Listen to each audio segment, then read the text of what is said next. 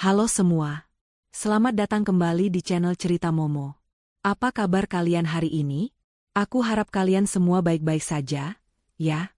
Hari ini, aku mau ajak kalian masuk ke dalam sebuah kisah yang akan menguji kesabaran dan membuat emosi kalian naik turun. Kisah ini tentang seorang istri yang tanpa sengaja menemukan pemandangan tak terduga di kamar adiknya sendiri.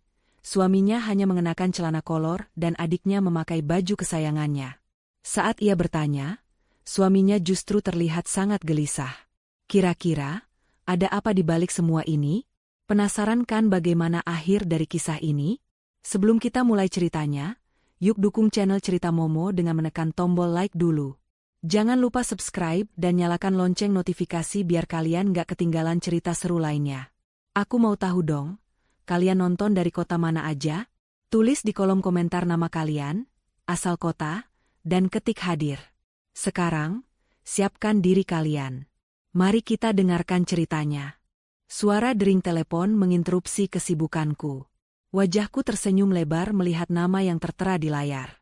Halo, sayang? Kamu sudah di rumah? Tanyaku dengan nada lembut. Suamiku, Alden, terdengar sedikit terkejut di seberang sana. Ia berdeham sebelum menjawab, belum, sayang. Ini masih di jalan. Perjalanan lumayan macet. Aku mengangguk, meskipun ia tak bisa melihatnya. Oke, hati-hati di jalan ya. Aku juga baru selesai di butik, ini lagi mau OTW pulang. Butik, Luna S Chic Butik, sudah menjadi impianku sejak lama. Butik ini kubangun dari nol dengan keringat dan air mata, bahkan jauh sebelum aku bertemu Alden. Aku bangga dengan pencapaianku, apalagi butik ini kini memiliki beberapa cabang dan dikenal luas. Kesuksesan ini membuatku bisa hidup nyaman, bersama Alden dan putra sematawayang kami, Rafa. Alden sendiri seorang manajer di sebuah perusahaan properti, dan gajinya, walaupun cukup, tidak sebanding dengan penghasilan yang kuperoleh dari butikku. Tapi itu tidak pernah menjadi masalah bagiku. Aku mencintai Alden dengan tulus, dan harta bukanlah segalanya. Tak butuh waktu lama bagiku untuk sampai di rumah. Rumah mewah bergaya minimalis ini adalah hasil jerih payahku, dan setiap sudutnya memiliki kenangan tersendiri.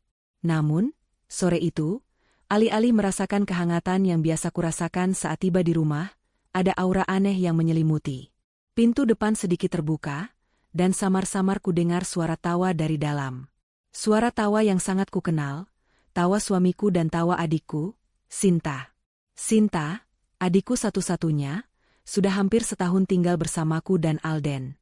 Sejak kedua orang tua kami meninggal, aku menjadi tulang punggung keluarga.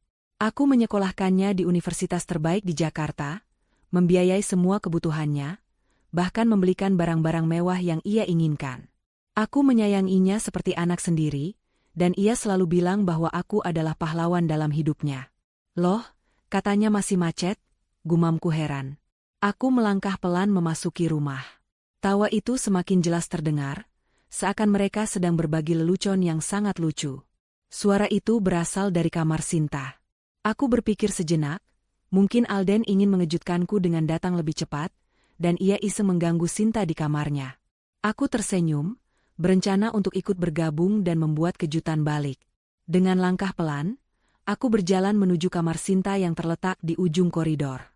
Pintu kamar itu tidak tertutup rapat, menyisakan celah sekitar 1 jengkal. Rasa penasaran mendorongku untuk mengintip. Jantungku berdebar kencang, bukan karena romansa, tapi karena pemandangan yang tak pernah terbayangkan akan kulihat di balik pintu itu. Di dalam kamar yang temaram, kulihat Alden berdiri di depan Sinta. Ia tidak mengenakan kemeja atau kaos, hanya celana kolor selutut berwarna abu-abu yang biasa ia pakai di rumah. Sementara Sinta, ia duduk di pinggir tempat tidur, dan ia mengenakan baju tidur satin berwarna marun, baju tidur kesukaanku yang baru kubeli minggu lalu. Baju itu masih tergantung rapi di lemari, setidaknya itulah yang kupikirkan. Tiba-tiba, tawa mereka terhenti. Wajah mereka membeku, mata mereka melebar, seakan melihat hantu di depan mata. Mereka menoleh ke arah pintu yang sedikit terbuka, langsung menatap mataku. Pemandangan itu, ekspresi mereka yang penuh ketakutan, langsung membuat perasaanku yang hangat berubah menjadi bara api yang membakar. Otakku seperti tidak berfungsi, tubuhku kaku. Alden. Sinta. Suaraku bergetar. Alden langsung panik. Dengan gerakan secepat kilat, ia meraih kaus yang tergeletak di kasur dan buru-buru memakainya. Sinta, adikku, langsung menundukkan kepalanya, wajahnya pucat. Tangannya gemetar, berusaha menutupi bagian dadanya yang terbuka dengan selimut. Aku masuk ke dalam kamar, tanpa permisi. Mataku menatap tajam, bergantian antara wajah Alden dan Sinta. Apa-apaan ini? Tanyaku, suaraku kini lebih tegas, menahan emosi yang membuncah. Sayang, ini tidak seperti yang kamu pikirkan. Alden mencoba mendekatiku.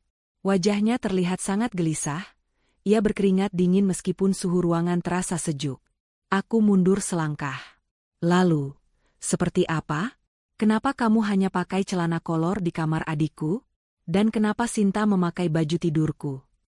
Pertanyaanku bagai rentetan peluru yang menusuk. Tadi kita lagi main game, terus minumanku tumpah ke baju Alden. Kak, makanya dia ganti baju. Jawab Sinta dengan suara pelan, masih menunduk. Alden mengangguk cepat, menyahuti perkataan Sinta. Iya, sayang. Tadi aku cuma mau pinjam baju Rafa. Tahu kan, bajuku lagi dicuci semua? Ia mencoba meraih tanganku, tapi aku menepisnya. Pinjam baju Rafa? Baju Rafa mana cukup di kamu, Alden? Jawabannya sama sekali tidak masuk akal. Alden dan Rafa memiliki postur tubuh yang sangat berbeda. Bukan. Maksudku, tadi aku mau pinjam baju buat Rafa, dan Sinta mau coba baju barunya, tapi ternyata pas aku mau pakai, minumanku tumpah. Alden semakin gelisah, kata-katanya berbelit-belit. Aku menatap Sinta. Lalu kenapa kamu pakai baju tidurku? Sinta? Aku baru membelinya, dan aku yakin itu masih ada di lemari kamar. Sinta mengangkat kepalanya, wajahnya terlihat putus asa.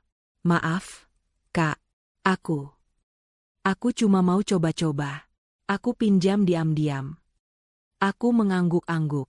Pemandangan di depanku, kata-kata yang keluar dari mulut mereka, dan raut wajah mereka yang penuh kegelisahan, semuanya terasa seperti adegan dalam sinetron. Namun, ini nyata. Ini adalah kehidupanku. Aku menarik napas dalam-dalam, berusaha meredakan amarahku. Baiklah. Kalau begitu, lain kali jangan seperti ini lagi. Aku tidak suka kalian berdua di dalam kamar dengan pintu tertutup. Meskipun aku berkata begitu, jauh di lubuk hatiku, aku tahu ada yang tidak beres. Ada sesuatu yang mereka sembunyikan. Sikapku yang seolah percaya itu hanyalah topeng. Aku butuh waktu untuk berpikir jernih. Aku menoleh pada Alden. Alden, ayo ke kamar. Aku capek sekali. Alden mengangguk, ia terlihat lega. Kami berjalan ke kamar, meninggalkan Sinta yang masih terpaku di sana. Sepanjang jalan menuju kamar, Alden terus mencoba menggenggam tanganku, tapi aku selalu menghindarinya. Di kamar, aku langsung merebahkan diri di tempat tidur. Alden duduk di sampingku, tangannya mengusap-usap punggungku. Sayang, sungguh, tidak ada apa-apa. Kamu jangan salah paham ya. Aku percaya kok, ucapku, memejamkan mata. Tapi yang sebenarnya, aku tak percaya sama sekali. Aku pura-pura terlelap, dan Alden pun akhirnya ikut terlelap di sampingku. Aku masih terbangun, memandangi wajahnya yang terlihat damai dalam tidurnya. Namun, hatiku bergejolak. Kata-kata dan pemandangan tadi terus berputar di kepalaku. Aku yakin, ini bukanlah sekadar salah paham. Ada sesuatu yang jauh lebih gelap yang mereka sembunyikan. Dan aku, sebagai seorang istri dan kakak, akan mencari tahu apa itu. Pemandangan hari ini akan menjadi awal dari segalanya. Malam itu, mataku tidak bisa terpejam. Di sampingku, Alden tertidur pulas. Napasnya teratur, seolah tak ada beban sama sekali. Sementara aku, pikiranku kacau balau, seperti benang kusut yang tak tahu harus ditarik dari mana. Aku memandangi wajahnya yang terlihat polos, mencoba mencari jawaban di sana. Apakah ia benar-benar selugu itu? Atau ia hanya pandai menyembunyikan kebohongannya?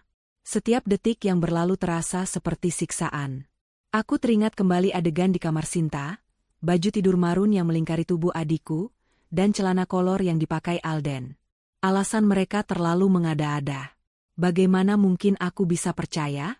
Sejak kami menikah 5 tahun lalu, Alden selalu menjadi sosok yang kupercaya. Ia adalah suamiku, ayah dari putraku, Rafa. Dan Sinta, ia adalah satu-satunya keluargaku yang tersisa. Bagiku, mereka adalah 2 orang terpenting dalam hidupku. Tapi sekarang, mereka bagai 2 orang asing yang bersekongkol menghancurkan duniaku. Pagi menjelang, matahari sudah terbit, dan aku memutuskan untuk bangkit dari tempat tidur. Kepalaku terasa berat, dan lingkaran hitam di bawah mataku pasti sudah sangat terlihat. Aku segera mandi, berpakaian, dan merias diri sedikit lebih tebal dari biasanya, berusaha menutupi jejak-jejak malam yang menyiksa. Saat aku turun ke meja makan, Alden sudah duduk di sana, sibuk dengan ponselnya. Rafa, anakku yang berusia 4 tahun, sedang sarapan ditemani oleh Sinta. Suasana terasa sangat canggung. Alden langsung meletakkan ponselnya saat melihatku, memberikan senyuman yang terlihat terlalu lebar, terlalu dibuat-buat. "Pagi, sayang. Kamu kok pucat?" tanyanya sambil menarikkan kursi untukku. Sikapnya terlalu manis. Biasanya, ia tidak akan seproaktif ini. Instingku langsung mengatakan ada yang tidak beres. "Aku cuma kurang tidur," jawabku singkat. Aku melirik Sinta. Ia menghindari tatapanku, pura-pura fokus menyuapi Rafa. Sikapnya yang biasanya ceria dan cerewet mendadak hilang. "Kakak nggak apa-apa kan? Kelihatan capek banget," ujar Sinta, tapi matanya tetap menunduk ke piring Rafa. Aku mendesah dalam hati. "Aku baik-baik saja, Sinta." Aku memutuskan untuk tidak membahas masalah semalam. Aku ingin melihat sejauh mana mereka akan berpura-pura. Selama sarapan, aku hanya diam, mengamati mereka berdua. Alden terus mencoba membuat lelucon, berusaha mencairkan suasana. Tapi candaannya terasa hambar. Sinta hanya sesekali menimpali dengan suara pelan. Ada ketegangan yang tak terlihat, tapi terasa begitu nyata. Seperti bom waktu yang siap meledak kapan saja. Setelah sarapan, Alden pamit untuk pergi ke kantor. Sebelum ia pergi, ia memelukku erat-erat.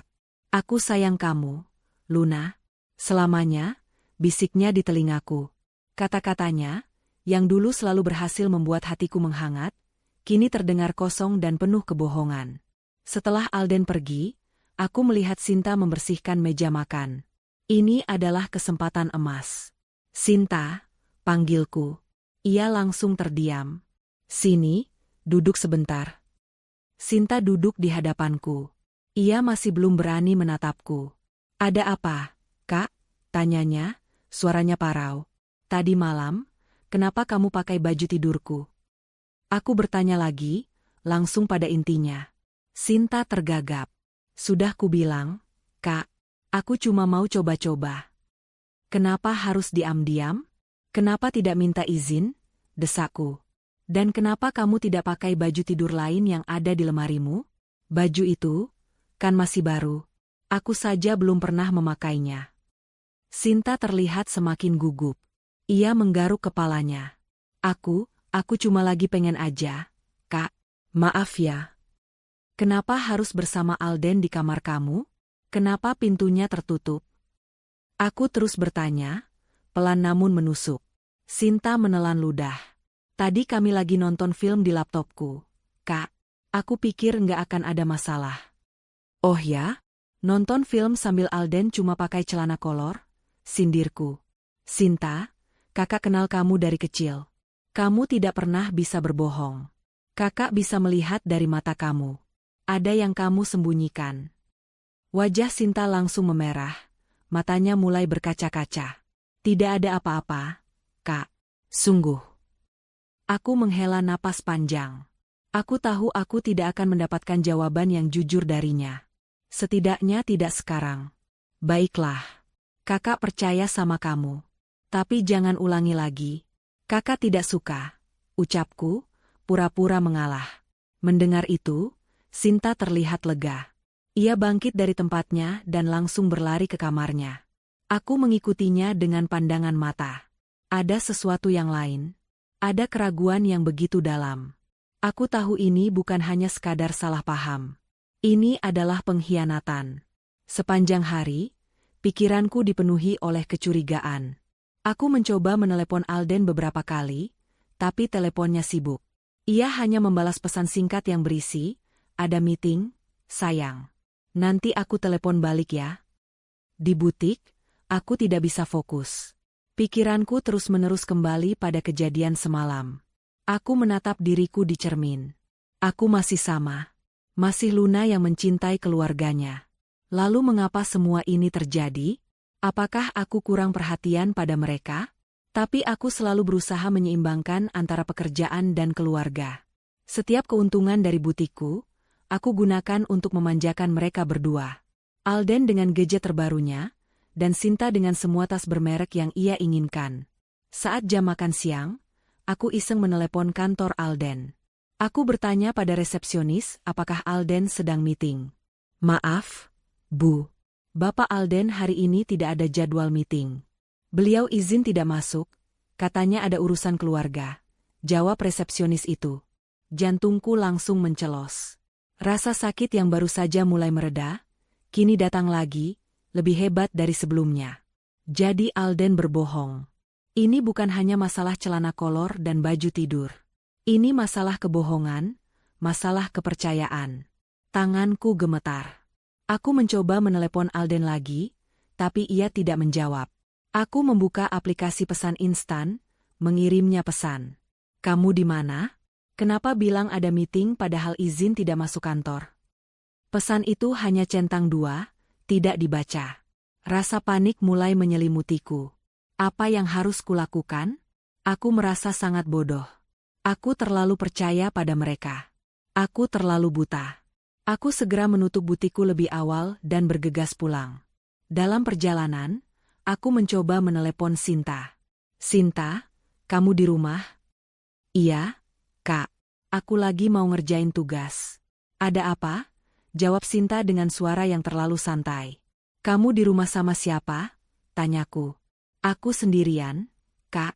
"Kenapa emangnya?" "Tidak apa-apa. Kakak lagi di jalan.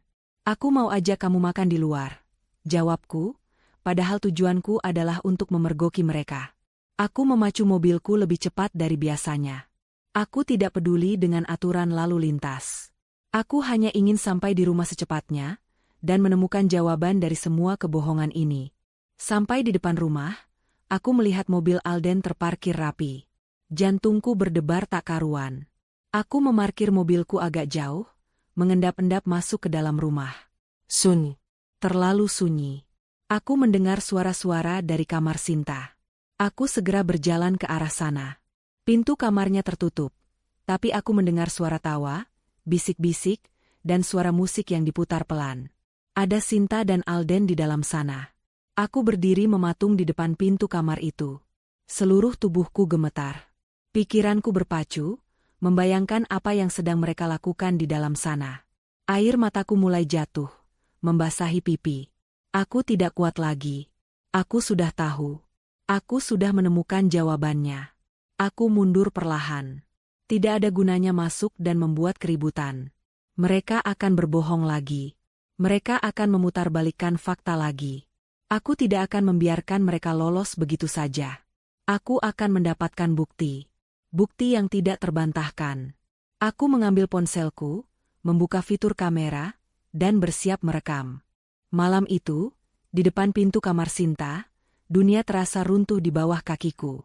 Suara tawa yang berasal dari dalam, bisik-bisik, dan alunan musik pelan, semua itu menusuk telingaku seperti ribuan jarum. Aku tahu. Tanpa harus masuk dan memergoki mereka secara langsung, aku tahu apa yang sedang terjadi. Rasa sakit itu tak bisa lagi disembunyikan. Air mata yang sudah lama kutahan akhirnya tumpah, mengalir deras membasahi pipi. Aku tidak sanggup. Bukan karena lemah, tapi karena aku tahu, jika aku masuk sekarang, aku hanya akan mendengar kebohongan lain. Kebohongan yang akan melukai hatiku lebih dalam. Mereka akan berdalih, memutarbalikkan fakta, dan aku akan kembali merasa bodoh karena terlalu percaya. Kali ini, aku tidak akan membiarkan itu terjadi. Aku harus lebih cerdas. Aku harus berbalik menyerang, tapi bukan dengan emosi. Aku harus menggunakan akal. Dengan langkah yang gemetar, aku kembali ke kamar tidur kami. Alden masih sibuk dengan ponselnya. Senyum tipis terukir di bibirnya, senyum yang tak pernah ia tunjukkan padaku belakangan ini. Hati kecilku hancur melihatnya. Ia begitu bahagia karena bisa menghabiskan waktu dengan wanita lain, yang tak lain adalah adikku sendiri. Aku merebahkan diri di tempat tidur, membelakangi Alden, mencoba menyembunyikan tangis yang tak bisa lagi kutahan. Pikiranku berputar cepat, menyusun rencana. Aku tidak bisa lagi mengandalkan kata-kata. Mereka terlalu pandai berbohong. Aku butuh bukti. Bukti yang solid, yang tidak bisa dibantah, yang bisa kuhadapkan pada mereka, dan pada dunia jika perlu. Aku teringat pada salah satu hobi lamaku, merekam video untuk membuat vlog tentang butikku. Aku memiliki beberapa kamera kecil yang bisa diatur untuk merekam secara diam-diam. Ide itu bagai lampu bohlam yang menyala di kegelapan pikiranku. Keesokan harinya, aku menjalankan rencanaku. Aku menunggu sampai Alden pergi ke kantor dan Sinta pergi ke kampus. Begitu rumah kosong, aku langsung beraksi. Dengan hati-hati, aku mengambil kamera-kamera kecilku dari dalam lemari. Jantungku berdebar kencang, bukan karena takut ketahuan, tapi karena adrenalin yang mengalir deras dalam diriku. Aku harus melakukannya dengan sempurna. Pertama, aku memasang kamera di ruang keluarga, di antara buku-buku di rak pajangan. Posisinya strategis, bisa merekam sofa dan meja, tempat yang paling sering mereka gunakan untuk mengobrol atau menonton TV. Kedua, aku memasangnya di dapur, tersembunyi di balik tumpukan toples kue. Dapur adalah tempat mereka sering berinteraksi, terutama saat aku sedang tidak di rumah. Aku juga memasang satu kamera lagi di dekat pintu masuk rumah, tersembunyi di balik tanaman hias, untuk merekam setiap kali mereka keluar atau masuk rumah bersama. Aku sengaja tidak memasang kamera di kamar Sinta. Aku tidak ingin melanggar privasinya terlalu jauh. Biarkan saja mereka merasa aman di sana, sehingga mereka akan melakukan hal-hal yang tidak senonoh di tempat lain. Rencanaku adalah, aku akan mengamati pergerakan mereka di tempat-tempat umum di dalam rumah. Setelah semua kamera terpasang dengan rapi, aku menyambungkannya ke ponselku. Aku membuat folder khusus yang tersembunyi, di mana semua rekaman akan tersimpan secara otomatis. Aku duduk di sofa, memandangi semua tempat yang sudah terpasang kamera. Rasanya seperti sedang bermain detektif. Tapi ini bukan permainan. Ini adalah hidupku, dan aku harus menyelamatkannya. Beberapa hari berikutnya, aku menjalani hidup seperti biasa. Aku pergi ke butik, mengurus Rafa, dan tersenyum pada Alden serta Sinta. Aku menjadi seorang aktris ulung, berpura-pura tidak terjadi apa-apa. Tapi setiap kali mereka berdua berbicara atau tertawa, aku merasa muak. Setiap kali Alden mencoba memelukku, aku menahan diri untuk tidak mendorongnya menjauh. Setiap kali Sinta memanggilku, "Kak," aku ingin berteriak bahwa ia bukanlah adikku lagi. Kehidupanku kini terbagi dua. Siang hari, aku adalah Luna, seorang pengusaha sukses, ibu yang penuh kasih, dan istri yang terlihat bahagia. Malam hari, aku adalah Luna, seorang investigator yang duduk di kegelapan kamar, memantau setiap gerak-gerik suami dan adikku sendiri. Aku mengawasi ponselku setiap saat. Notifikasi dari kamera-kamera itu membuat jantungku berdebar tak karuan. Aku melihat Alden dan Sinta duduk di sofa, menonton film. Mereka duduk agak berjarak, tapi sesekali, tangan Alden meraih tangan Sinta, dan Sinta akan tersenyum. Senyum itu, senyum yang seharusnya ditujukan untukku. Mereka berbisik-bisik, terlihat sangat akrab, bahkan terkadang Sinta memeluk lengan Alden. Pemandangan itu bagai racun yang menggerogoti hatiku. Aku harus menahan diri, tidak boleh bertindak gegabah. Aku butuh lebih dari sekadar sentuhan. Aku butuh bukti yang tidak bisa disangkal. Aku juga mencoba cara lain untuk mendapatkan bukti. Suatu malam, saat Alden sudah pulas tertidur, aku mencoba membuka ponselnya. Ponsel itu terkunci dengan PIN. Aku mencoba beberapa tanggal penting, seperti tanggal pernikahan, tanggal lahir kami berdua, dan tanggal lahir Rafa. Semuanya salah. Alden terlalu pintar. Ia tahu aku akan melakukan ini. Namun, Alden memiliki laptop yang sering ia gunakan di ruang kerja. Aku tahu, ia tidak akan pernah menyangka bahwa aku akan memeriksa laptopnya. Keesokan harinya, Saat ia sedang mandi, aku menyelinap masuk ke ruang kerjanya. Jantungku berdetak kencang, tanganku gemetar saat menyentuh keyboard. Aku harus cepat. Aku hanya punya waktu beberapa menit. Laptopnya tidak memiliki kata sandi. Aku membuka folder-folder yang ada. Banyak folder pekerjaan, dokumen-dokumen, dan presentasi. Aku mencari folder yang mencurigakan. Setelah beberapa saat, aku menemukan sebuah folder tersembunyi yang diberi nama file penting. Aku membukanya. Di dalamnya, ada beberapa foto. Foto Alden dan Sinta sedang berdua di sebuah kafe, foto mereka sedang makan malam romantis, dan bahkan ada foto mereka berpelukan di sebuah taman. Kepalaku terasa pusing, nafasku tercekat. Foto-foto itu bagaikan pukulan telak. Mereka tidak hanya bertemu di rumah, tapi juga di luar sana. Mereka sudah sejauh ini. Aku segera menyalin semua foto itu ke flash disk kecil yang selalu kubawa. Aku harus cepat. Takut Alden selesai mandi. Aku mengembalikan laptopnya ke posisi semula, dan segera keluar dari ruang kerja. Aku berhasil. Dengan tangan gemetar, aku memasukkan flash disk ke dalam tasku. Aku menutup pintu ruang kerja. Rasanya aku ingin berteriak, menangis, memaki-maki, tapi aku harus menahannya. Aku harus kuat. Aku harus mengendalikan diriku. Aku tidak boleh membiarkan mereka tahu bahwa aku sudah tahu. Pada malam harinya, aku duduk sendirian di taman belakang. Alden dan Sinta sudah tidur. Aku memandangi bulan, mencoba menenangkan diriku. Air mataku kembali menetes. Sejak awal, aku merasa ada yang tidak beres. Tapi aku terlalu mencintai Alden. Aku terlalu sayang pada Sinta. Aku mencoba membuang semua pikiran buruk itu, berharap itu hanyalah halusinasi. Tapi, kenyataan lebih kejam dari apa yang kubayangkan. Aku menyadari, ini bukan hanya masalah pengkhianatan Alden, tapi juga pengkhianatan Sinta. Adikku sendiri. Orang yang kuanggap sebagai bagian dari diriku, ternyata tega menusukku dari belakang. Aku merasa dikhianati oleh dua orang terdekat dalam hidupku. Rencanaku berjalan lancar. Aku sudah mendapatkan bukti berupa foto, dan aku tahu, kamera-kamera yang kusembunyikan akan memberikan bukti yang lebih kuat lagi, bukti berupa video. Aku harus menunggu. Aku harus sabar. Aku harus mengumpulkan lebih banyak bukti. Setelah itu, aku akan meledak. Aku akan membuat mereka menyesal seumur hidup. Hari-hari berikutnya terasa bagaikan siksaan di neraka.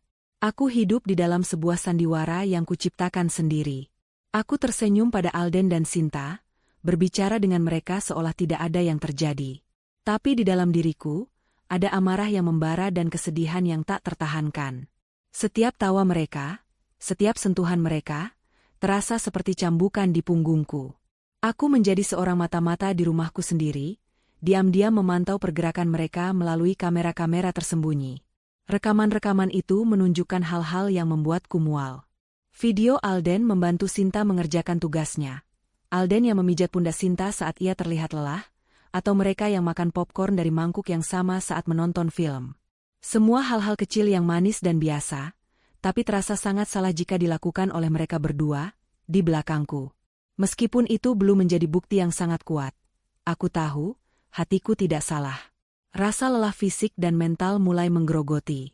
Aku tidak bisa fokus di butik. Karyawan-karyawanku menyadari ada yang aneh padaku. "Ibu baik-baik saja?" tanya salah satu asistenku. Aku hanya bisa tersenyum dan berkata, "Ya, hanya kurang tidur." Suatu sore, aku mendapatkan pesan dari teman lamaku, Sarah, yang sekarang tinggal di luar kota. Ia mengundangku untuk menghadiri acara pembukaan butik barunya. "Aku sudah sewa kamar hotel untukmu, Luna. Tolong datang ya. Kita bisa nostalgia," tulisnya. Awalnya aku ingin menolak, tapi ide itu tiba-tiba terlintas di kepalaku. Ini adalah kesempatan emas. Jika aku pergi, aku bisa melihat apa yang akan mereka lakukan saat aku tidak ada di rumah. Aku memberitahu Alden bahwa aku akan pergi selama 2 hari untuk urusan pekerjaan dan menginap di hotel. Ekspresi wajahnya langsung berubah. Ada kilatan aneh di matanya, seperti ada kegembiraan yang tak bisa ia sembunyikan. "Kamu yakin, sayang? Aku bisa menemani?" tanyanya, mencoba meyakinkanku. "Tidak usah, aku pergi dengan Sarah." Kamu jaga Rafa ya, kataku sambil tersenyum. Malam itu, setelah mengecek semua kamera dan memastikan semuanya berfungsi, aku pergi ke hotel. Aku tidak langsung bertemu Sarah. Aku bersembunyi di dalam kamar, mengawasi ponselku. Jantungku berdebar kencang, menanti. Aku tahu, apa yang akan kudapatkan nanti mungkin akan menghancurkanku. Tapi aku harus tahu. Aku harus mendapatkan bukti yang tidak bisa dibantah. Sekitar pukul 9 malam, notifikasi di ponselku berbunyi. Ada pergerakan di ruang keluarga. Aku membuka aplikasi kamera dengan tangan gemetar. Di layar, kulihat Alden dan Sinta duduk di sofa. Mereka berdekatan, sangat dekat. Alden mengusap rambut Sinta, dan Sinta menyandarkan kepalanya di bahu Alden. Mereka terlihat seperti pasangan yang sedang dimabuk cinta. Air mataku menetes. Tidak, jangan lagi, bisikku pada diriku sendiri. Aku terus mengawasi. Tiba-tiba, Alden meraih tangan Sinta, dan Sinta tersenyum. Lalu ia mencium kening adikku. Sebuah ciuman lembut, penuh kasih. Napasku tercekat. Itu adalah ciuman yang ia berikan padaku setiap pagi sebelum ia pergi kerja. Sinta membalas ciuman itu dengan menenggelamkan kepalanya ke dada Alden. Di layar ponselku, aku melihat Alden memeluk Sinta erat-erat. Ia mencium puncak kepala Sinta, lalu berbisik sesuatu. Aku mengaktifkan suara, dan yang kudengar membuatku ingin berteriak. Aku sangat mencintaimu, sayang. Lebih dari segalanya. Lebih dari siapapun. Suara itu, suara Alden, suamiku, yang kupercaya sepenuh hati, kini mengkhianatiku dengan kata-kata itu. Kata-kata yang seharusnya ia katakan padaku. Aku jatuh terduduk di lantai kamar hotel. Ponselku jatuh, layar retak. Aku tidak peduli. Hatiku yang jauh lebih hancur. Aku mengumpulkan kekuatanku, mengambil kembali ponsel yang retak itu, dan memutar ulang rekaman. Aku melihat adegan ciuman itu berulang-ulang, menamparku dengan kenyataan. Bukan hanya di kening, tapi bibir mereka juga bertemu. Bibir Alden, suamiku, menyentuh bibir adikku, Sinta. Air mataku mengalir deras, tak terkontrol. Aku tidak pernah membayangkan, dua orang terdekat dalam hidupku, tega melakukan ini padaku. Aku duduk di lantai dingin kamar hotel, menatap langit-langit yang kosong.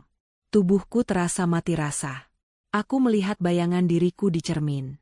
Seorang wanita yang sukses dalam karir, tapi hancur lebur dalam kehidupan pribadinya. Seorang wanita yang rela berkorban untuk keluarganya, tapi dikhianati oleh keluarganya sendiri. Aku teringat semua kenangan indah dengan Alden, semua janji yang ia ucapkan saat kami menikah. Aku teringat pada Sinta, adik yang kurus sejak kecil, yang kusayangi seperti anakku sendiri. Pengkhianatan ini terasa 2 kali lipat lebih menyakitkan. Tiba-tiba, notifikasi lain berbunyi. Ada sebuah video baru dari kamera di ruang keluarga. Video itu menunjukkan Alden dan Sinta yang sudah selesai berciuman, duduk berdekatan dan berbicara. Aku mengaktifkan suara, ingin mendengar apa yang mereka bicarakan. Sampai kapan kita harus seperti ini, sayang? Tanya Sinta. Sabar, sebentar lagi. Aku akan mengurusnya. Dia tidak mencintaiku seperti kamu mencintaiku. Dia hanya sibuk dengan butiknya, dan tidak pernah ada waktu untukku, jawab Alden. Mendengar itu, dadaku terasa sesak. Amarahku meluap. Mereka menuduhku, aku yang membangun butik itu untuk masa depan kami, aku yang bekerja keras untuk menghidupi mereka berdua. Mereka justru menganggapku sebagai penghalang. Aku menatap layar ponselku, dan aku melihat Sinta tersenyum licik. Ia memegang tangan Alden, dan menyandarkan kepalanya di bahu Alden. Mereka tampak begitu bahagia di atas penderitaanku. Aku bangkit. Tangisanku berhenti. Digantikan oleh amarah yang dingin dan tekad yang kuat. Aku sudah mendapatkan semua bukti yang kubutuhkan. Foto-foto di laptop Alden, dan sekarang video ini. Aku tahu semua. Aku tahu perselingkuhan mereka sudah berlangsung lama. Aku segera menyalin semua rekaman video itu ke dalam sebuah hard disk eksternal. Aku akan menyimpan ini. Ini adalah senjataku. Aku tidak akan membiarkan mereka lolos begitu saja. Mereka pikir aku bodoh. Mereka pikir aku tidak tahu apa-apa. Mereka salah. Aku akan membuat mereka menyesal seumur hidup. Aku memandang keluar jendela, memandang ke arah gemerlapnya lampu-lampu kota. Di sana, hidupku akan dimulai lagi. Hidup yang baru, tanpa mereka. Aku tidak akan hancur. Aku akan bangkit, dan aku akan membuat mereka melihat betapa besarnya kesalahan yang telah mereka perbuat. Aku akan membuat mereka memohon maaf. Tapi saat itu terjadi, sudah terlambat. Kupijakan kakiku kembali ke rumah, setelah 2 hari di hotel. Aroma rumah yang seharusnya terasa hangat, kini terasa hambar, dingin, dan penuh kebohongan. Di mata Alden dan Sinta, aku adalah istri yang baru pulang dari perjalanan bisnis, siap beristirahat. Tapi di dalam diriku, aku adalah seorang jenderal yang pulang dari medan perang, bersiap untuk pertempuran terakhir. Aku sudah memiliki amunisi. Senjata utamaku bukanlah kemarahan, tapi bukti-bukti yang tidak terbantahkan. Aku tidak langsung melancarkan seranganku. Aku menunggu momen yang tepat. Malam itu, setelah makan malam yang sunyi dan canggung, aku menunggu sampai Rafa tertidur pulas. Aku tidak ingin putraku menyaksikan kehancuran keluarganya. Setelah memastikan pintu kamarnya tertutup rapat, aku meminta Alden dan Sinta untuk duduk di ruang keluarga. Ada yang ingin kubicarakan, ucapku dengan nada dingin yang membuat mereka berdua saling pandang dengan gugup. Ada apa, sayang? Kok kelihatannya serius banget? Tanya Alden, mencoba tersenyum, tapi bibirnya bergetar. Sinta hanya menunduk, memainkan jemarinya. Aku memandangi mereka berdua, pasangan yang sempurna di mataku, tapi ternyata hanya pandai bermain sandiwara. Hati yang tadinya hancur, kini mengeras seperti batu.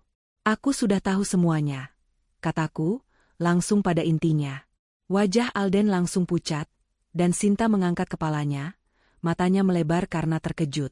Tahu apa, sayang? Alden mencoba berpura-pura. Aku tidak mengerti.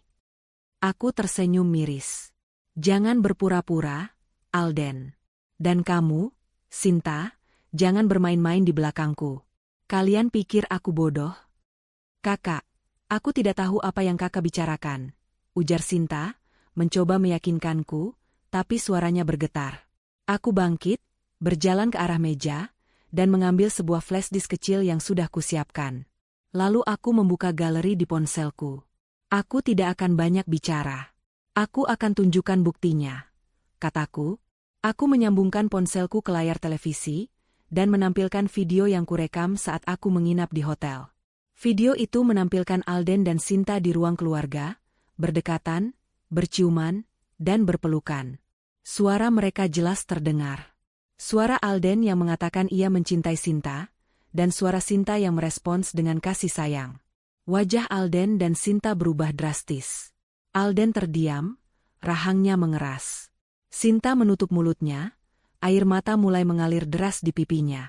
Mereka tidak bisa membantah. Bukti itu terlalu kuat. Ini cuma salah paham. Luna, aku bisa jelaskan. Alden mencoba mendekatiku.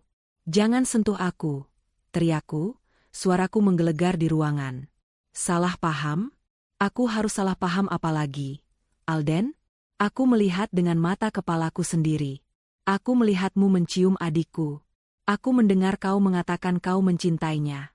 Kau bilang aku terlalu sibuk. Bahwa aku tidak mencintaimu, tapi aku yang membangun semuanya. Aku membangun butik ini untuk kita. Kau pikir semua yang kau nikmati sekarang datang dari mana? Alden membela diri, itu tidak benar. Kamu memang sibuk. Kamu tidak pernah punya waktu untukku. Aku merasa kesepian. Sinta ada di sini, dia selalu ada untukku. Benarkah? Balasku. Aku sibuk untuk siapa? Untuk kita. Untuk masa depan kita. Dan kamu, Sinta, aku menoleh padanya. Aku menyayangimu. Aku menyekolahimu, membelikanmu semua yang kamu mau. Aku menganggapmu adikku sendiri. Tapi kau menusukku dari belakang. Dengan suamiku sendiri? Sinta menangis terseduh-seduh. Ia jatuh berlutut di kakiku. Maafkan aku, Kak. Maafkan aku. Aku tidak tahu kenapa semua ini bisa terjadi. Aku tidak sengaja. Tidak sengaja? Kau tidak sengaja berciuman? Kau tidak sengaja memeluknya? Kau tidak sengaja menghancurkan rumah tanggaku. Aku tidak bisa menahan amarahku lagi. Aku mengambil flash disk, menyambungkannya ke televisi. Lihat ini. Layar televisi menampilkan foto-foto yang kudapatkan dari laptop Alden. Foto mereka berdua makan malam romantis, foto mereka di taman, bahkan ada foto mereka berlibur bersama. Ini apa? Ini juga tidak sengaja. Alden terdiam. Ia tidak bisa lagi berkata-kata. Ia hanya menatapku dengan tatapan kosong. Sinta menangis semakin histeris. Aku mohon maaf. Kak, maafkan aku. Maaf? Kata maaf tidak akan bisa mengembalikan kepercayaanku. Balasku. Kau tahu, Sinta, aku adalah satu-satunya keluargamu. Kau pikir siapa yang akan membiayai kuliahmu, membelikanmu tas mahal, atau membayarkan tagihan kartu kreditmu? Aku. Dan ini balasanmu. Kau terlalu rendah. Sinta, kau tidak pantas menjadi adikku. Sinta terisak. Aku tidak bermaksud. Kak, dia bilang dia akan membantuku, membayarkan uang kuliahku, dan... Berhenti, teriak Alden. Jangan salahkan aku, Sinta, kamu juga menikmatinya. Sinta menatap Alden, matanya penuh amarah. Kamu yang memulainya. Kamu bilang kamu mencintaiku. Kamu bilang kamu akan menceraikan Kak Luna. Pernyataan itu bagai bom yang meledak di tengah ruangan. Aku menatap Alden. Kau berencana menceraikanku? Alden menghela napas panjang. Ia menyerah. Ia duduk di sofa, menundukkan kepalanya. Maafkan aku, sayang. Aku tidak tahu harus bagaimana. Tidak tahu harus bagaimana? Kau punya pilihan, dan kau memilih ini. Kau memilih adikku daripada aku, istrimu, dan ibunya Rafa. Kau pikir kau bisa menghancurkan semuanya dan kembali seperti semula. Sinta merangkak, memeluk kakiku. Kakak, aku mohon. Jangan bilang ke ibu. Aku mohon, aku akan pulang. Aku akan kembali ke kampung. Sudah terlambat, Sinta, kataku, suaraku sudah kembali dingin. Kau telah memilih jalan ini. Dan jalan ini akan membawamu ke kehancuran. Begitu juga dirimu, Alden. Aku berdiri tegak. Aku tidak lagi merasa sedih. Yang kurasakan adalah amarah yang membara dan tekad yang kuat. Aku harus mengakhiri semua ini. Aku akan mendapatkan hak asuh Rafa, dan aku tidak akan membiarkan mereka lolos begitu saja. Aku mengambil ponselku, mendengus. Jangan pikir kalian akan lolos begitu saja. Besok, aku akan menghubungi pengacaraku. Aku akan menggugat cerai. Aku akan mengambil kembali semua aset yang kuberikan. Dan kau, Sinta, kau tidak akan mendapatkan apa-apa lagi dariku. Aku berjalan menuju pintu, meninggalkan mereka berdua di ruang keluarga yang kini terasa seperti medan pertempuran. Aku tidak menoleh ke belakang. Aku hanya mendengar isak tangis Sinta dan Alden yang mengumpat.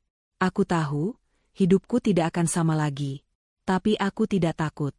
Aku akan memulai hidup yang baru. Setelah meninggalkan Alden dan Sinta dalam kekacauan emosional di ruang keluarga, aku tidak menangis. Aku tidak berteriak. Yang ada hanyalah keheningan yang dingin di dalam diriku. Aku berjalan ke kamar, mengunci pintu, dan mengambil ponselku. Jari-jariku dengan cepat mencari kontak, dan aku menemukan nama yang kucari, Faris, seorang pengacara andal yang juga merupakan sahabatku sejak lama. Kami sering bertemu di acara-acara bisnis, dan aku tahu ia adalah sosok yang bisa kupercaya. Faris, ini aku, Luna. Aku butuh bantuanmu. Suaraku serak, tapi tegas. Faris langsung menyadari ada yang tidak beres. Luna, ada apa? Suaramu. Aku ingin mengajukan gugatan cerai, kataku, memotong kalimatnya. Aku juga butuh bantuanmu untuk mengamankan aset-asetku, dan mengambil hak asuh penuh atas Rafa. Terdengar suara napas panjang dari seberang telepon. Kamu serius? Ada apa sebenarnya? Tanya Faris. Aku menceritakan semuanya.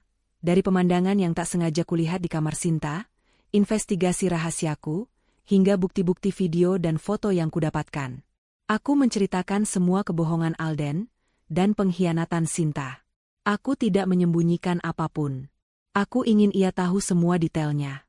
Aku punya bukti-bukti ini di hard disk. Semua video dan foto-foto mereka, kataku. Aku juga punya rekaman saat mereka mengakui perbuatan mereka. Faris terdiam sejenak. Luna, ini kasus yang kuat. Sangat kuat. Dengan bukti-bukti ini, kita bisa menuntut cerai dengan alasan perselingkuhan, dan hak asuh Rafa pasti akan jatuh ke tanganmu. Soal aset, kita akan urus agar semua aset yang kamu dapatkan sebelum dan selama pernikahan tidak tersentuh oleh Alden. Kata-katanya memberiku kekuatan. Aku merasa tidak sendiri. Terima kasih, Faris. Aku ingin mengurus semuanya secepatnya. Tentu. Besok datang ke kantorku. Kita akan siapkan semua dokumennya, jawabnya. Dan satu lagi, Luna. Jangan lagi berkomunikasi dengan Alden. Semua pertanyaan atau permintaan, arahkan saja padaku. Dia tidak akan bisa menyentuhmu lagi. Aku menutup telepon, dan rasanya seperti beban berat terangkat dari pundakku. Aku tidak akan lagi menjadi istri yang terkhianati. Aku akan menjadi Luna yang kuat, yang mampu melindungi dirinya dan putranya. Keesokan harinya, aku pergi ke butikku seperti biasa. Tapi kali ini, aku tidak pergi untuk bekerja. Aku pergi untuk mengurus keuangan. Aku meminta manajer butik untuk menyiapkan semua laporan keuangan. Aku mengecek semua rekening bank atas nama pribadiku, dan juga rekening gabungan dengan Alden. Aku mengirimkan pesan pada manajer bankku, meminta untuk memindahkan semua dana dari rekening gabungan ke rekening pribadiku. Aku juga meminta untuk memblokir kartu kredit atas nama Alden yang terhubung dengan rekening-rekeningku.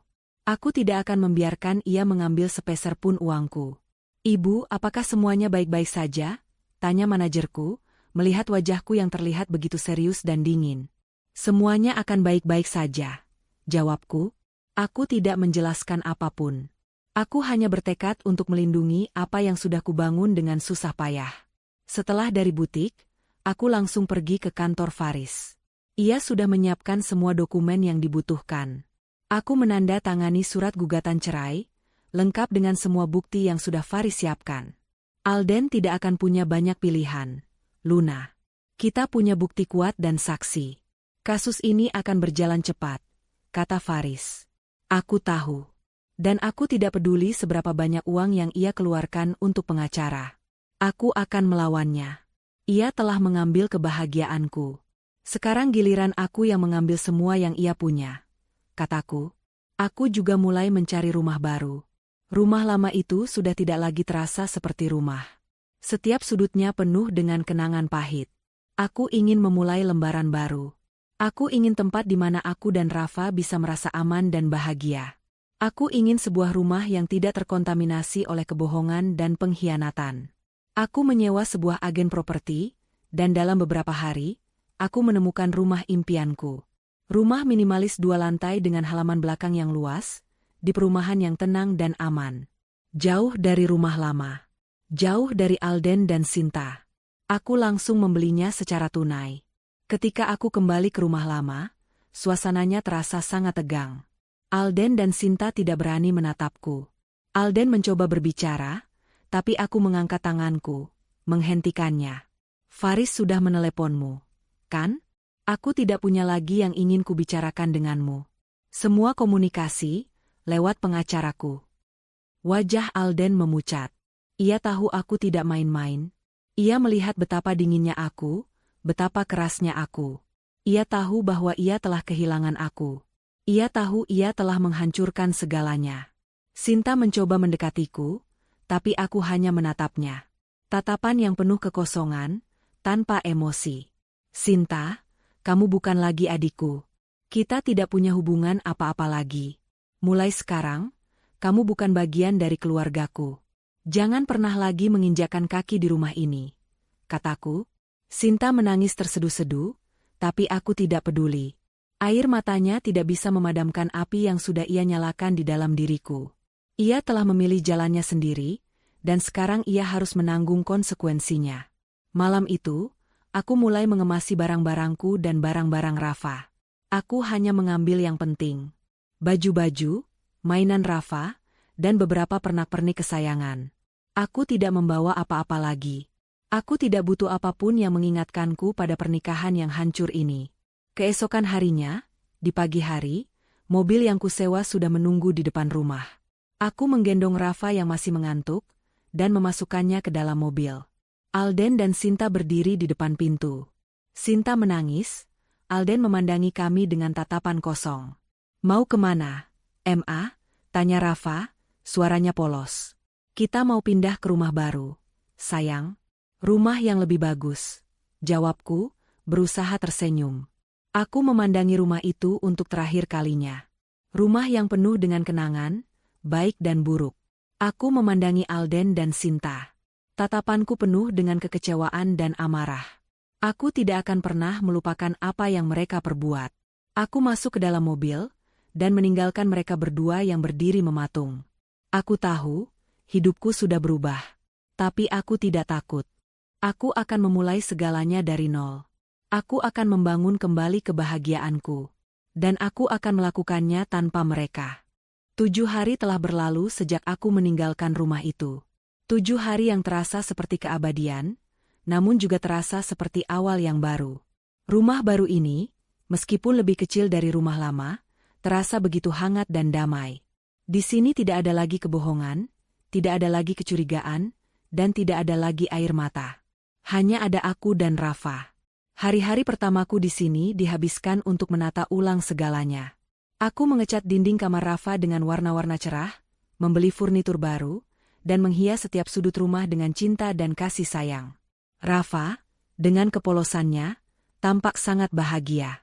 Ia berlarian di halaman belakang yang luas, bermain dengan bola dan tertawa riang.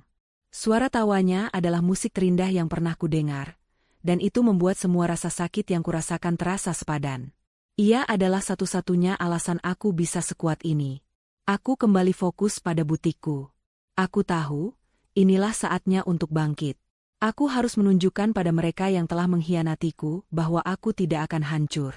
Justru, aku akan menjadi lebih kuat dari sebelumnya. Aku mulai bekerja dengan semangat baru. Setiap jahitan, setiap desain, setiap detail, kulakukan dengan hati. Aku ingin butik ini menjadi simbol kemandirianku. Aku meluncurkan koleksi baru yang terinspirasi dari perjuanganku. Koleksi New Beginning, itu laku keras di pasaran. Banyak wanita yang terinspirasi oleh ceritaku, dan butikku menjadi lebih dari sekadar bisnis. Ia menjadi tempat para wanita untuk merasa kuat dan berani. Luna, kamu gila, seru Dinda, sahabat baikku yang juga seorang desainer, saat ia melihat koleksi baruku. Karya-karyamu kali ini punya jiwa yang berbeda. Mereka penuh dengan kekuatan. Kamu pasti akan sukses besar. Aku tersenyum. Semua ini berkat pelajaran yang kudapat, Dinda. Aku tidak akan membiarkan mereka menghancurkanku. Justru, aku akan menggunakan pengalaman itu untuk membangun sesuatu yang lebih besar. Aku tidak hanya fokus pada butik. Aku juga mulai mengubah gaya hidupku. Aku bergabung dengan kelas yoga dan meditasi. Aku belajar untuk menenangkan pikiran, mengendalikan emosi, dan menemukan kedamaian dalam diriku sendiri. Aku juga mulai berolahraga secara teratur, dan dalam beberapa minggu, tubuhku terasa lebih sehat dan pikiranku terasa lebih jernih. Aku menata ulang semua aspek kehidupanku. Aku lebih menghargai waktu, menghargai diri sendiri, dan menghargai orang-orang yang tulus mencintaiku. Suatu sore, aku mendapatkan telepon dari Faris. Selamat, Luna. Gugatan cerai sudah disetujui oleh pengadilan. Alden tidak bisa berbuat banyak karena bukti yang kita punya terlalu kuat. Dia tidak punya pilihan lain selain menyerah. Mendengar itu, aku merasa lega. Satu babak dalam hidupku telah selesai. Aku tidak lagi terikat dengan masa lalu yang penuh kebohongan. Bagaimana dengan aset-asetku? Tanyaku. Semuanya aman. Hak asuh Rafa juga sudah ditetapkan menjadi milikmu. Alden tidak bisa mengganggu kalian lagi, kata Faris. Aku merasa sangat berterima kasih. Faris bukan hanya seorang pengacara, tapi juga seorang teman yang tulus. Terima kasih, Faris. Kamu sudah membantuku melewati semua ini. Kamu yang kuat, Luna. Kamu yang berjuang. Aku hanya membantumu, jawabnya. Kini, aku tidak lagi merasakan kebencian. Amarahku telah berubah menjadi motivasi. Aku tidak lagi peduli dengan apa yang Alden dan Sinta lakukan. Aku hanya peduli pada diriku dan Rafa. Aku mulai membangun hubungan baru dengan orang-orang yang positif. Aku menghabiskan waktu dengan Dinda dan teman-teman lain dari butik. Aku memperkenalkan Rafa pada dunia yang penuh cinta dan kebaikan. Aku ingin ia tumbuh di lingkungan yang sehat, di mana ia bisa belajar tentang kejujuran dan kepercayaan. Aku memutuskan untuk membuka cabang butik baru. Aku mencari lokasi yang strategis, dan dalam beberapa bulan, butik Luna S Chic Boutique, cabang kedua resmi dibuka. Pembukaannya sangat ramai, dihadiri oleh banyak kolega, teman, dan para pelanggan setia. Aku memberikan pidato singkat. Aku tidak menyebutkan Alden atau Sinta. Aku hanya menceritakan bagaimana aku membangun butik ini dengan keringat dan air mata, dan bagaimana aku menemukan kekuatan untuk bangkit dari keterpurukan. Aku ingin menginspirasi mereka. Setelah acara pembukaan, aku pulang ke rumah. Rafa sudah tidur. Aku duduk di sofa, memandangi ruangan yang hangat dan damai. Aku teringat pada rumah lama. Di rumah itu, aku harus berpura-pura. Di rumah ini, aku bisa menjadi diriku sendiri. Di sana, aku merasa kesepian. Di sini, aku merasa utuh. Aku teringat pada Alden yang kini telah kehilangan segalanya, dan Sinta yang sudah tidak lagi menjadi bagian dari hidupku. Aku tidak tahu bagaimana kabar mereka. Dan aku tidak peduli. Aku tersenyum. Senyum yang tulus, yang datang dari hati. Aku tahu, perjalanan masih panjang. Tapi aku sudah melewati bagian terberatnya. Aku sudah berani melangkah maju. Aku sudah menemukan kebahagiaanku. Dan aku yakin, masa depan akan lebih indah dari yang kubayangkan. Setelah Luna pergi, rumah itu terasa dingin. Senyap. Alden dan Sinta duduk di ruang keluarga, tempat di mana pengkhianatan mereka terungkap. Sinta masih menangis sesenggukan, sementara Alden hanya terdiam, tatapannya kosong. Ia memandang ke sekeliling, ke furnitur mewah, televisi layar lebar, dan semua barang berharga yang mengisi rumah. Semuanya dibeli oleh Luna. Ia tidak pernah menyadarinya seberapa banyak ia bergantung pada istrinya, sampai kini semuanya terasa hampa. Ini semua salahmu, Alden. Sinta memecah keheningan, suaranya dipenuhi amarah. Kamu bilang kamu akan menceraikannya. Kamu bilang kamu akan menikahiku dan kita akan hidup bahagia. Tapi sekarang lihat, kita tidak punya apa-apa. Alden menoleh, tatapan matanya tajam. Salahku? Kamu juga menikmatinya, Sinta?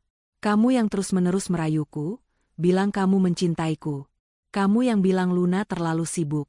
Kamu yang mau tas, baju, semua yang dibeli pakai uang Luna. Aku hanya ingin bahagia, teriak Sinta. Aku iri pada Kak Luna. Aku ingin punya hidup sepertinya. Dan sekarang, hidupmu hancur, balas Alden, suaranya dingin. Gara-gara keegoisan kita kehilangan segalanya. Malam itu, mereka berdua tidur dengan hati yang dipenuhi kebencian. Hubungan mereka, yang dibangun di atas kebohongan dan pengkhianatan, kini hancur lebur. Cinta yang mereka klaim, ternyata hanya nafsu dan keinginan sesaat. Keesokan harinya, Alden menerima surat dari pengadilan. Itu adalah gugatan cerai dari Luna. Ia juga menerima pemberitahuan bahwa semua aset yang terdaftar atas nama Luna, termasuk rumah, telah dikunci. Alden tidak bisa mengambil apapun. Ia mencoba menelepon Luna, tapi ponselnya sudah diblokir. Ia mencoba datang ke butik Luna, tapi ia diusir oleh satpam. Luna benar-benar menghapus keberadaannya dari hidup Alden. Alden mulai merasakan kesulitan finansial. Gajinya sebagai manajer perusahaan tidak cukup untuk membayar tagihan rumah yang mewah, cicilan mobilnya, dan juga kartu kreditnya yang sudah mencapai batas limit. Ia tidak lagi bisa berfoya-foya di kafe mewah, atau membeli barang-barang mahal. Ia mulai makan makanan instan, dan memakai pakaian yang sudah usang. Di kantor, performa Alden menurun drastis. Ia sering datang terlambat, dan pikirannya tidak fokus pada pekerjaan. Ia sering melamun, memikirkan Luna dan Rafa. Ia merindukan masakan Luna, tawa Rafa, dan kehangatan rumah yang dulu. Ia baru menyadari, ia tidak hanya kehilangan uang Luna. Ia kehilangan kebahagiaannya. Ia kehilangan segalanya. Suatu sore, Alden dipanggil oleh atasannya. "Alden, saya mohon maaf. Kinerja Anda dalam beberapa bulan terakhir ini sangat buruk. Saya tidak punya pilihan lain selain memberhentikan Anda," kata atasannya. Alden terdiam. Ia tidak bisa membela diri. Ia tahu, ia pantas mendapatkan ini. Ia telah kehilangan pekerjaannya. Satu-satunya sumber penghasilannya kini sudah tidak ada. Ia pulang dengan langkah gontai, membayangkan bagaimana ia akan bertahan hidup. Ia mencoba menghubungi Sinta, tapi ponselnya tidak aktif. Di sisi lain, kehidupan Sinta juga hancur. Setelah Luna pergi dan memutus semua bantuan finansial, Sinta tidak bisa lagi membayar uang kuliahnya. Ia dikeluarkan dari universitas. Ia mencoba menghubungi Alden, tapi Alden tidak pernah menjawab panggilannya. Ia menyadari, Alden tidak mencintainya. Ia hanya memanfaatkannya. Sinta tidak punya pilihan lain selain pulang ke kampung halaman. Ia kembali ke rumah lama mereka, yang kini sudah tidak terawat. Ia disambut oleh tatapan heran dan kasak-kusuk tetangga. Berita tentang ia yang berselingkuh dengan suami kakaknya menyebar dengan cepat. Ia harus menanggung malu, dan ia tidak punya apa-apa lagi. Ia teringat kembali pada masa-masa bahagia bersama Luna. Luna yang selalu membantunya, membelikannya barang-barang yang ia inginkan, dan menyayanginya seperti anak sendiri. Sinta baru menyadari betapa bodohnya ia. Ia telah mengkhianati satu-satunya orang yang tulus mencintainya. Ia menangis setiap malam, menyesali semua perbuatannya. Suatu hari, Sinta menerima pesan dari Alden. "Aku dipecat. Aku tidak punya apa-apa lagi. Kamu di mana?" Pesan itu datang beberapa hari yang lalu. Ia baru membacanya. Sinta hanya bisa tersenyum pahit. Ia tidak membalas. Ia tahu, ia tidak ingin lagi berurusan dengan Alden. Ia juga tidak ingin lagi berurusan dengan kebohongan. Alden dan Sinta, yang dulunya adalah sepasang kekasih yang penuh gairah, kini menjadi dua orang asing yang dipenuhi penyesalan. Mereka hidup terpisah, masing-masing dengan penderitaan mereka sendiri. Alden, yang dulu hidup dalam kemewahan, kini harus mencari pekerjaan dari nol. Sinta, yang dulu seorang mahasiswi, kini hanya seorang pengangguran yang harus menanggung malu di kampung halamannya. Mereka berdua menyesal. Menyesal telah mengkhianati Luna. Menyesal telah menghancurkan kebahagiaan mereka sendiri. Mereka tidak tahu bagaimana caranya mengembalikan semua itu. Mereka hanya bisa hidup dengan penyesalan, setiap hari, setiap malam. Mereka baru menyadari, kebahagiaan sejati tidak bisa dibeli. Kebahagiaan sejati ada pada keluarga dan kepercayaan. Dan mereka telah menghancurkan keduanya. Waktu berlalu begitu cepat. Tahun-tahun yang penuh perjuangan kini terasa seperti mimpi buruk yang jauh. Hidupku dan Rafa kini dipenuhi tawa dan kebahagiaan. Butikku semakin sukses. Dan aku sudah membuka cabang ketiga di pusat perbelanjaan paling mewah di kota. Aku tidak hanya dikenal sebagai pengusaha sukses, tapi juga sebagai seorang ibu tangguh yang berhasil bangkit dari keterpurukan. Suatu sore, aku mengajak Rafa makan malam di sebuah restoran Jepang mewah yang baru saja dibuka. Aku memesan menu favorit kami, dan kami duduk di sudut yang tenang, bercerita tentang hari kami. Rafa bercerita tentang teman-teman barunya di sekolah, dan aku bercerita tentang desain-desain baru yang sedang kukerjakan. Hidup terasa begitu sempurna. Aku mengenakan gaun sutra berwarna biru laut, rambutku ditata rapi, dan wajahku memancarkan aura kebahagiaan. Aku tidak lagi sama dengan Luna yang dulu, yang penuh keraguan dan air mata. Aku adalah Luna yang baru, Luna yang kuat dan mandiri. Aku sedang menikmati hidanganku saat mataku tak sengaja tertuju pada seorang pria di seberang sana. Ia adalah seorang pria parubaya, mengenakan kaos lusuh dan celana jeans yang sudah pudar. Ia tampak lelah dan kurus, sedang menyantap hidangan mie instan. Jantungku berdebar kencang saat aku menyadari siapa pria itu. Itu adalah Alden. Ia adalah bayangan dari Alden yang kukenal dulu. Alden yang dulu selalu mengenakan pakaian bermerek, yang memiliki mobil mewah, dan yang selalu terlihat rapi. Kini ia terlihat seperti orang yang tidak punya apa-apa. Aku terdiam, memandanginya dari jauh. Aku melihatnya mengambil ponsel lamanya, mungkin mencoba menghubungi seseorang. Lalu ia menghela napas panjang dan meletakkannya kembali. Ia memandang ke sekeliling, dan matanya bertemu dengan mataku. Ia terkejut, matanya melebar, dan ia langsung berdiri. Ia berjalan mendekatiku, langkahnya ragu-ragu. "Luna?" Suaranya parau, seperti orang yang sudah lama tidak berbicara. Aku tidak menjawab. Aku hanya menatapnya, tanpa ekspresi. Alden berdiri di depanku, memandangiku dari atas sampai bawah, matanya dipenuhi rasa tak percaya. Ia melihat gaun yang kukenakan, perhiasan yang melingkar di tanganku, dan aura kemewahan yang kini menyelimutiku. Ia melihat Rafa yang sedang asyik bermain di sampingku. Wajahnya langsung tertunduk, dipenuhi rasa malu. "Luna, ini benar-benar kamu?" Tanyanya lagi. "Ada apa?" Tanyaku dingin. Aku tidak menyangka bisa bertemu denganmu di sini," katanya. "Kamu terlihat sangat bahagia." "Ya, aku bahagia," kataku, suaraku datar. Aku minta maaf, Luna, atas semua yang kulakukan. Atas semua kebohongan yang kulakukan padamu dan Rafa. Aku menyesal," ujarnya, suaranya dipenuhi dengan kepedihan. Aku memandangnya, dan aku tidak merasakan apa-apa. Tidak ada amarah. Tidak ada kebencian. Yang ada hanya kekosongan. Penyesalan tidak akan mengubah apapun, Alden. Aku tahu aku tidak pantas mendapatkan maafmu. Tapi, bisakah kita kembali seperti dulu? Aku rindu kamu. Aku rindu Rafa. Aku rindu keluarga kita, katanya, matanya berkaca-kaca. Aku tertawa sinis. Kembali? Kembali kemana? Ke rumah yang penuh kebohongan? Ke pernikahan yang hancur?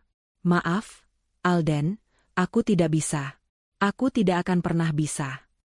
Aku sudah kehilangan segalanya, Luna. Pekerjaanku, hartaku, semuanya hilang. Aku hidup sendirian. Aku sangat menderita, katanya. Bukankah itu yang kau inginkan? Tanyaku. Dulu, kau bilang aku terlalu sibuk dengan butikku. Kau bilang aku tidak punya waktu untukmu. Sekarang, kau punya banyak waktu. Dan kau punya kebebasan. Bukankah itu yang kau inginkan? Wajahnya memucat. Ia tidak bisa menjawab. Aku melanjutkan, aku bekerja keras untuk butikku, Alden. Aku membangun semuanya dari nol, untuk masa depan kita. Tapi kau malah mengkhianatiku. Kau malah bersenang-senang di belakangku. Kau mengambil uangku untuk memanjakan dirimu dan Sinta. Kau pikir aku tidak tahu? Alden menunduk. Ia tidak bisa menatap mataku. Aku tahu aku salah. Aku sangat bodoh. Ya, kau sangat bodoh, kataku. Sinta, di mana dia sekarang? Aku dengar ia putus kuliah dan kembali ke kampung. Apa ia juga bahagia? Alden menggelengkan kepalanya. Dia juga menyesal, Luna. Kami tidak pernah bersama lagi. Kami menyalahkan satu sama lain atas semua yang terjadi. Aku menghela napas panjang. Aku menatapnya. Wajahnya yang dulu kupuja, kini hanya menyisakan rasa kasihan. Aku tidak lagi mencintainya. Tidak ada lagi gairah, tidak ada lagi cinta. Yang ada hanya kenangan pahit yang tidak akan pernah kulupakan. Dengarkan aku, Alden. Aku sudah memaafkanmu. Tapi aku tidak akan pernah melupakanmu. Aku tidak akan pernah kembali padamu. Aku sudah bahagia. Aku punya Rafa, aku punya butikku, dan aku punya hidup yang baru. Kau telah menghancurkan segalanya, dan kau tidak bisa mengembalikannya. Kita sudah selesai, kataku. Aku bangkit, mengambil tas tanganku. Aku memanggil pelayan untuk membawa tagihan. Aku tidak ingin berlama-lama di sana. Sebelum pergi, aku memandangi Alden untuk terakhir kalinya. Ia berdiri mematung di tengah-tengah restoran, tatapannya kosong, dipenuhi penyesalan. Aku tahu, ia telah kehilangan segalanya. Tapi ia tidak hanya kehilangan uangku. Ia kehilangan cinta sejati, keluarga, dan kebahagiaan. Dan itu adalah hukuman terbesar baginya. Aku berjalan keluar dari restoran, tangan Rafa menggenggam erat tanganku. Kami berdua berjalan menuju mobil. Aku tidak menoleh ke belakang. Aku tahu, aku tidak akan pernah melihatnya lagi. Aku sudah melangkah maju. Dan aku tidak akan pernah kembali. Waktu adalah penyembuh terbaik. Kalimat itu terdengar klise, namun aku merasakannya seiring berjalannya hari, bulan, dan tahun. Sejak pertemuan terakhirku dengan Alden, sudah 3 tahun berlalu. Aku tidak lagi memikirkan masa lalu. Hidupku kini dipenuhi kebahagiaan sejati. Butikku, Luna S Chic Boutique, kini bukan hanya memiliki 3 cabang di kota, tapi juga sudah go internasional. Aku baru saja membuka butik di Singapura, dan produk-produkku sangat laris di pasaran. Namaku dikenal sebagai desainer dan pengusaha wanita yang sukses, inspiratif, dan tangguh. Rafa, putraku, kini berusia 7 tahun. Ia tumbuh menjadi anak yang cerdas, ceria, dan sangat menyayangiku. Aku menghabiskan banyak waktu bersamanya. Kami sering berlibur bersama ke berbagai tempat, dan di setiap perjalanan, aku selalu mengingatkannya betapa berharganya kejujuran dan ketulusan.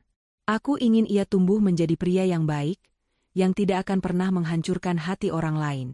Hidupku kini tidak hanya dipenuhi oleh pekerjaan dan Rafa. Aku juga menemukan cinta yang baru.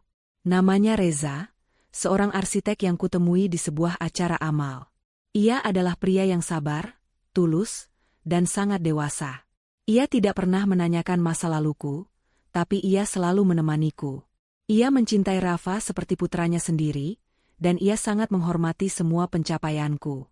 Bersamanya, aku belajar bahwa cinta sejati itu sederhana, tidak harus dilandasi oleh drama atau kebohongan.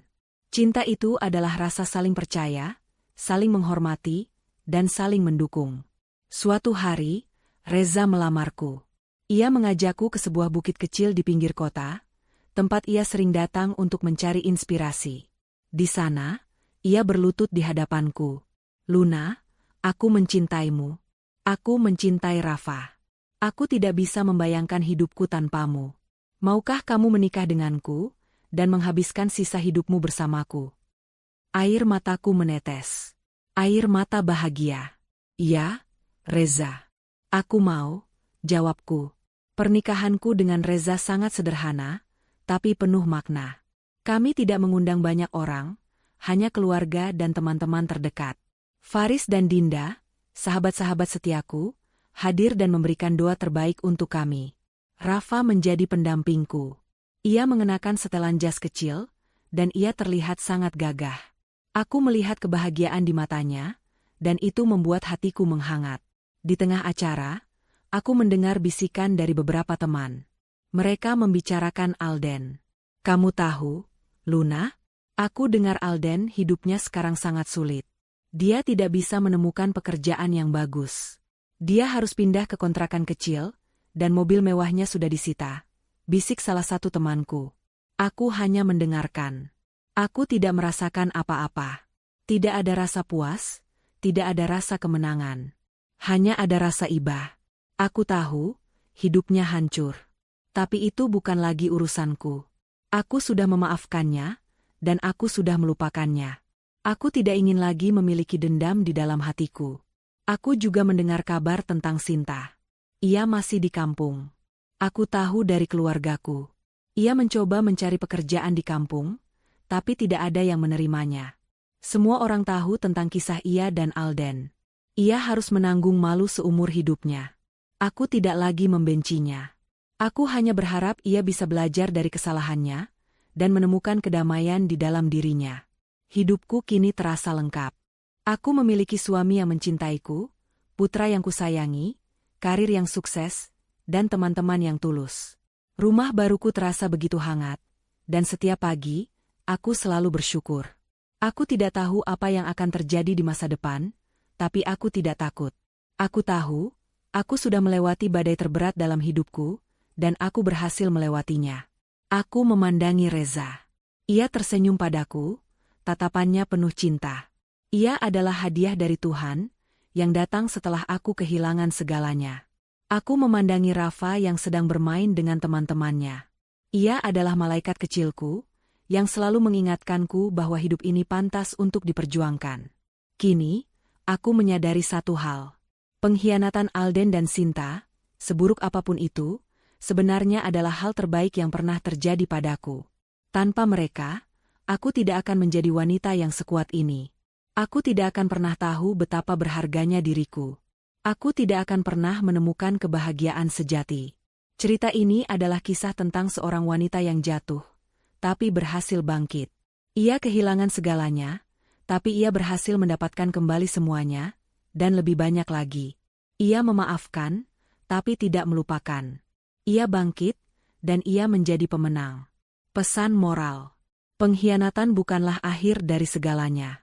Terkadang, pengkhianatan yang paling menyakitkan adalah jalan yang Tuhan berikan untuk kita menemukan kekuatan dan kebahagiaan yang lebih besar. Jangan biarkan pengkhianatan menghancurkan dirimu. Jadikan itu sebagai motivasi untuk bangkit. Hidup bukan tentang memiliki segalanya, tapi tentang menghargai yang sudah ada. Alden dan Sinta memiliki segalanya, tapi mereka menghancurkannya. Sementara Luna, yang kehilangan segalanya, berhasil menemukan kebahagiaan sejati. Kebahagiaan tidak bisa dibeli dengan uang, tapi bisa ditemukan dalam kejujuran dan ketulusan. Jadilah dirimu sendiri, dan hargai dirimu sendiri. Luna terlalu bergantung pada orang lain, tapi ia berhasil menemukan jati dirinya setelah semua pengkhianatan. Ia belajar bahwa ia harus menjadi satu-satunya orang yang bisa membuat dirinya bahagia. Jangan pernah biarkan orang lain mendefinisikan dirimu. Kekuatan sejati bukanlah tentang membalas dendam, tapi tentang memaafkan. Luna memaafkan Alden dan Sinta, tapi ia tidak kembali pada mereka. Ia memaafkan mereka, karena ia tahu, dendam tidak akan pernah bisa membahagiakannya. Kebahagiaan datang dari hati yang bersih dan penuh kasih.